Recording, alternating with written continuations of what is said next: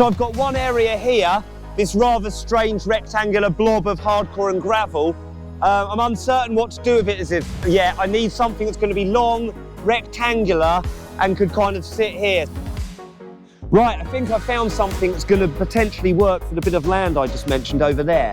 I found a 1967 Leyland Titan. It's over in Corby. I'm going to phone the owner now, have a chat with him and see if I can go and look at it. I'll take the cameras on the journey if I do. Blue and white, and it looks all right. So yeah, we'll go and see that. In 1,000 feet. At the roundabout, take the second exit.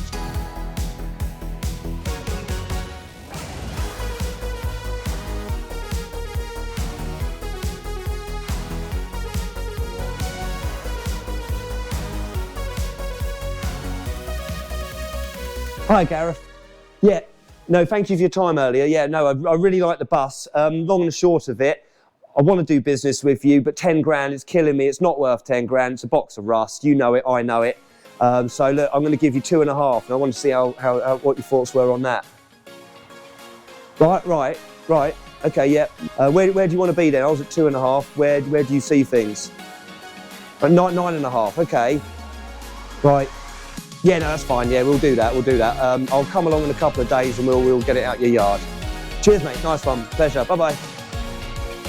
So we're off to go and get the bus. The bus collection haulage people were meant to ring when they're an hour and a half away to let me get there. They didn't. I've just rang them and they're half an hour in front of me.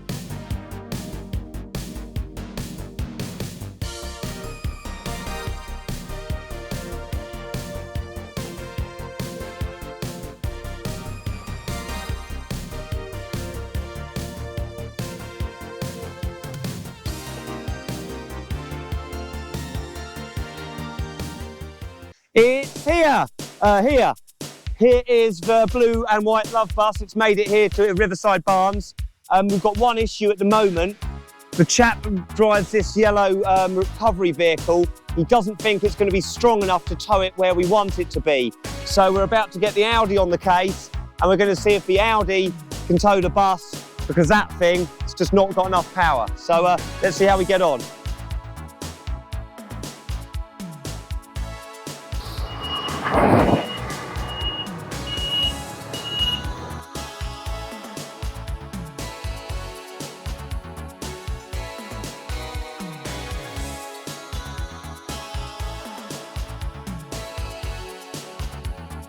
Audi's Canto buses.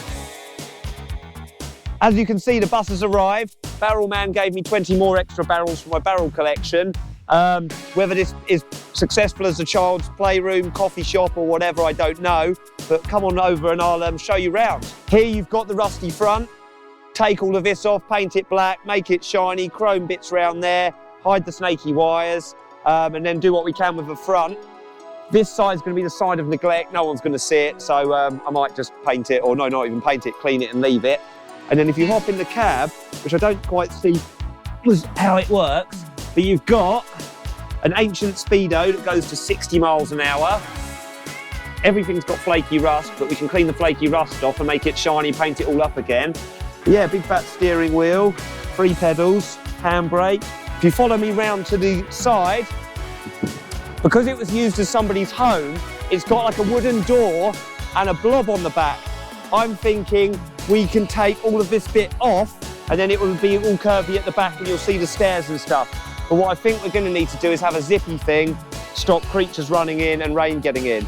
But I'll deal with that later. Coming on inside, we've got Sid here. Sid's our chimney and flue specialist. He's flown in from Madeira to remove the chimney flue here, as we can see. What he's probably going to do is poke a hole in the roof as well, which will let extra bats and birds fly in. But that's not going to happen, is it, Sid? Smoking not allowed, dogs not allowed. Even in 1967, that seemed to be a principle, which surprises me. Moving on up to the first floor, up the wiggly stairs. Again, we'll strengthen them up a bit. They feel a little bit wibbly under the foot. And then this is the party zone. So small children can run free and paint and do stuff. And look, a lovely outlook over the lake. A really nice view over there, look. So it'd be a nice place for kids to come and hang out. But the detail on some of these bits of metal and stuff, I mean, everything needs cleaning and lubricating and making good, but it's really nice detailing on certain areas of this place. But again, jagged, rusty metal, spiky edges, get rid of them. Cigarette yellow window stickers, they can come off. But what we want to do here is strip it back to restore it. On the flip side, I don't want to open a can of worms because once you start stripping it back too much, you're left with a shell of rusting metal. So maybe restore in certain areas and see what we come up against. But again, we can kind of just patch things in perhaps to do what we can. So the Love Bus has now been here with us for 1 week. We've done a good strip out and clear because the cleaning guys are coming tomorrow to give it a good clean. So follow me on inside and I'll give you a tour. So here on the ground floor, lower floor, whatever it is called on a bus, we stripped out the wood-burning stove. When we moved the bus, its kind of surround collapsed and broke into pieces, and I figured that it would burn kids' hands and probably be a fire risk. So the wood-burning stove's now moved. We're going to reuse it somewhere else so it's not gone to waste. The kitchen area that was here, we've now removed as well. I was thinking I'll put some little kids' seats in here, a little table or something. But again, you can see we've uncovered a lot of the windows, or all of the windows now, so that when the guys come, we can clean them back and you can see outside. What I figured would be a good idea for the cab is to put a perspex sheet over here so that you can still see inside the historic cab, but in effect, you're not going to get cut with tetanus metal. This thing here is quite cool. It opens up and you had a rotating number board for which number bus it was, which turns out was number 66 from Salford near Manchester. But come on up. Here we are on the top deck. We've cleared out a lot of the bits and bobs that were kind of rotten and mouldy. I was trying to keep as much as I could, but the office carpet had to go, which was cool because we've now exposed the floor. And again, we're going to scrape the muck off the windows because the view out there is quite nice. Hi, here we are at the front of the bus. Most of this is going to stay predominantly the same, might clear some rust off, but that's about it. I've very, very luckily managed to get hold of Arthur over at British Leyland. Arthur's ordered me a new badge. It's an old badge, but it's a badge that would have been here on the bus.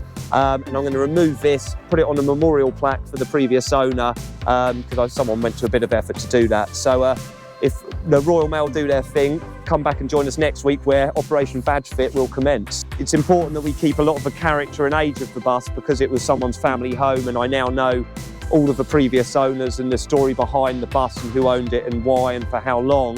I've even tracked down the driver who used to drive the bus back in the 1980s. So it's really important that I give it a good bit of love, but I don't go to town on it. So lots of stuff like this we're gonna leave just as they are, really, because it's important to keep some of the history of the bus.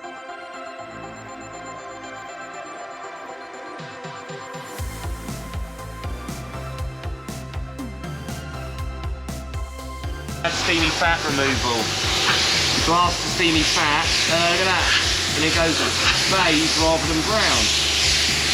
We've got second generation dirt, not first generation dirt, which is what we're trying to do. Yeah, you can taste the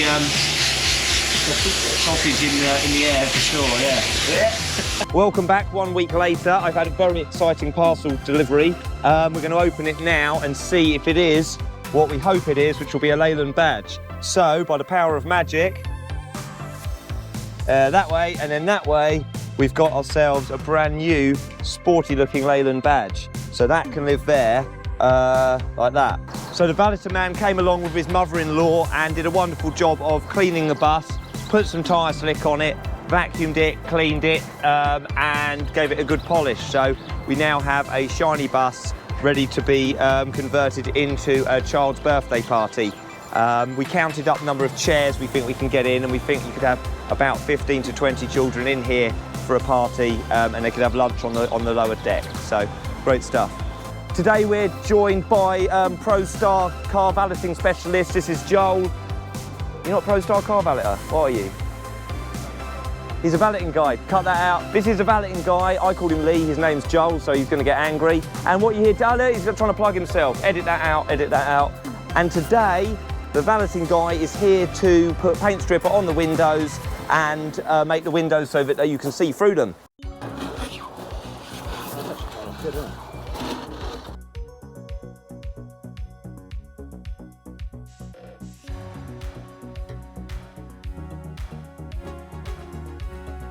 I've stuck some fairy lights in here, jumbo festoon fairy lights, to try and increase business, but didn't seem to do any good.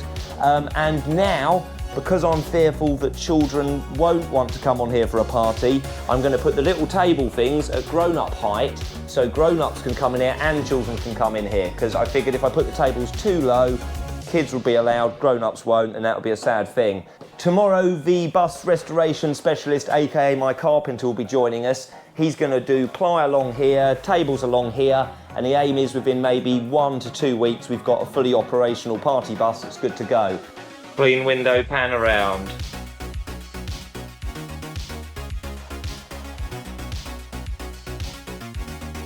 It's tomorrow, and tomorrow means that that man over there called Stuart is here. His grandfather and his father and his grandfather's grandfather all worked for British Leyland, so he's got a long pedigree of bus restoration. If you come over here, you've got 2x2, some ply. This is all that Stuart required to restore the bus, which is good. Got a saw, but yeah, it looks very similar. Yeah, no, he knows what he's doing. Basically, Stuart's going to be in charge of making this look lovely and wonderful with tables. Oh, he's on the floor. The floor's good. There was a hole in the floor before where the half was, and he's made ancient plank floor. Oh, it's really good. Yeah, look at that. Lovely. So we've restored the floor, which is good. So we've got some squiffy ceiling panels here. Stripped all the sides out now. The logic was, rather than try and save one piece of ply that was kind of knackered and mouldy, we're just going to reply all of this so it's all brand new and looks nice. Ceilings, Stuart's view was take the ceiling down, put a new one up. I think I might just paint it and see how it comes up. In my last video, I mentioned that I was going to remove this pod on the back so it was all big and open. Fear of rats, mice and mini beasts going in, and the fact this is a cool historic feature and represents that it was a house, means that the door and the pod on the back shall stay another day. So pod, door, not going anywhere. And another one. Nice, any more? Nice. Sweet, well done, mate. Oh wow, look at that, historic bus floor. I know in your head it was going to be easier than that. Nice! We've exposed the rotten and decayed floor. One rotten and decayed floor with a piece of old newspaper.